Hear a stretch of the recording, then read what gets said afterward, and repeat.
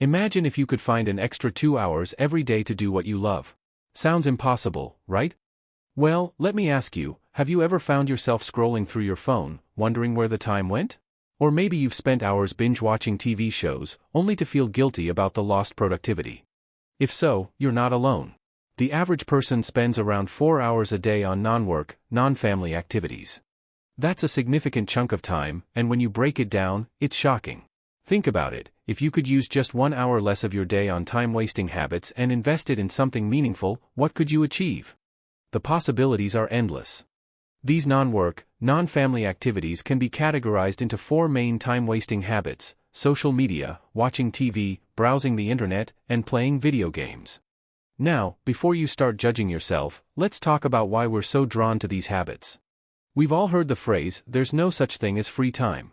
But what if I told you that there are ways to break free from these time-wasting habits and replace them with activities that bring you joy and fulfillment? Let's start with social media. We all love staying connected with friends and family, but the truth is, social media can be a significant time suck. Think about it, how many hours have you spent scrolling through your feed, comparing your life to others, or getting caught up in online drama? According to a recent study, the average person spends around 2 hours and 25 minutes on social media per day. That's a lot of time spent on something that might not be adding much value to our lives. Next up, let's talk about watching TV. We love getting lost in our favorite shows, but the reality is, TV can be a major time waster.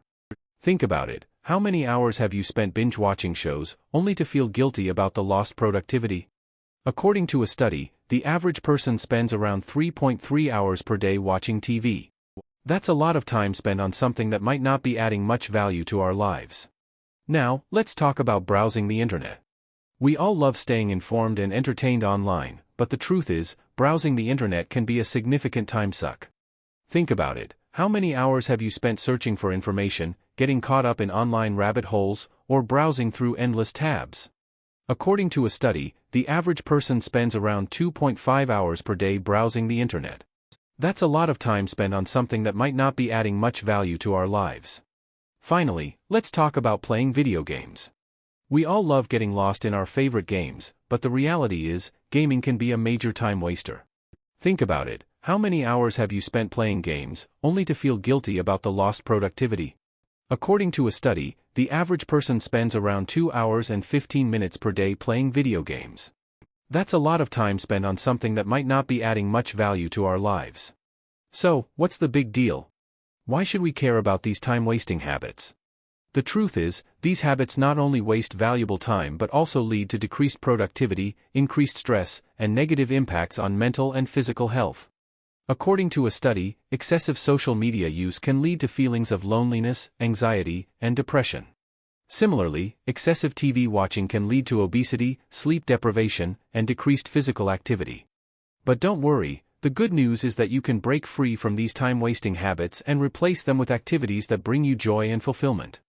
In fact, research has shown that engaging in activities that bring us joy and fulfillment can increase our productivity, creativity, and overall well-being. So, what are you waiting for? Let's explore the ways you can escape the time-wasting trap and start living the life you deserve. Here's the thing, most people don't even realize they're in a time-wasting trap. They might think they're being productive, but in reality, they're just going through the motions. They might be checking their email, browsing social media, or watching TV, but they're not actually achieving anything meaningful. So, how can you break free from this trap? Let's explore some strategies that can help you escape. First, let's talk about setting boundaries. Setting boundaries can help you prioritize your time and focus on what's truly important. This might mean setting specific times for social media, TV, or gaming, or setting limits on how much time you spend on these activities. For example, you might set a rule that you only check social media 3 times a day, or that you only watch TV for 1 hour each evening. Next, let's talk about finding alternative activities. Finding alternative activities can help you replace time-wasting habits with activities that bring you joy and fulfillment. This might mean trying a new hobby, taking up a new sport, or engaging in a creative activity. For example, you might try painting, playing an instrument, or writing a book. Finally, let's talk about creating a schedule. Creating a schedule can help you prioritize your time and focus on what's truly important. This might mean creating a daily or weekly schedule that outlines your priorities, or setting specific times for activities that bring you joy and fulfillment. For example, you might schedule time for exercise, meditation, or spending time with loved ones. So, what's the takeaway? The takeaway is that breaking free from the time-wasting trap is possible. It might take some effort and discipline, but the rewards are worth it. By setting boundaries, finding alternative activities, and creating a schedule, you can replace time-wasting habits with activities that bring you joy and fulfillment. So, what are you waiting for? Let's start making the most of our time and living the life we deserve. But here's the thing, breaking free from the time-wasting trap is just the beginning. Once you've escaped, you'll need to maintain your momentum and continue making progress. So, let's talk about some strategies that can help you stay on track. One strategy is to track your time. Tracking your time can help you understand where your time is going and identify areas for improvement.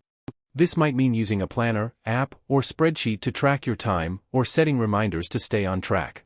For example, you might set a reminder to take a break from social media every hour, or to schedule time for exercise each day. Another strategy is to find accountability. Finding accountability can help you stay motivated and focused on your goals. This might mean sharing your goals with a friend or family member, or joining a community or group that supports your goals.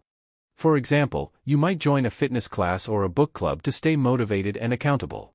Finally, let's talk about celebrating progress. Celebrating progress can help you stay motivated and encouraged on your journey. This might mean rewarding yourself for small victories, or celebrating milestones along the way. For example, you might treat yourself to a favorite meal or activity after achieving a goal, or celebrate with a friend or loved one. So, here's the 500-word script content for the section, Understanding Your Time-Wasting Habits. You know, it's easy to get caught up in the idea that our time-wasting habits are just a result of laziness or a lack of willpower. But the truth is, there's often more going on beneath the surface. Let's take social media, for example. You might think that scrolling through your feeds is just a harmless way to pass the time, but the reality is that social media is designed to be addictive. Those algorithms that power your favorite social media platforms are specifically designed to keep you engaged for as long as possible. They use a combination of psychological tricks and clever coding to keep you hooked, whether it's through likes, comments, or shares. And it's working. The average person spends around 2 hours a day on social media, with many of us mindlessly scrolling through our feeds without even realizing it. But is it really worth it? Think about all the other things you could be doing with those 2 hours, learning a new skill, practicing a hobby, or even just enjoying some quality time with loved ones. Yet, we often find ourselves stuck in a cycle of social media addiction, constantly checking our feeds and feeling like we're missing out on something important. Another time-wasting habit that's worth examining is TV watching. You might think that binge-watching your favorite shows is a great way to relax, but the truth is that it can have some serious negative effects on your health and well-being. Watching too much TV has been linked to a decrease in attention span, as well as an increased risk of obesity and other health problems.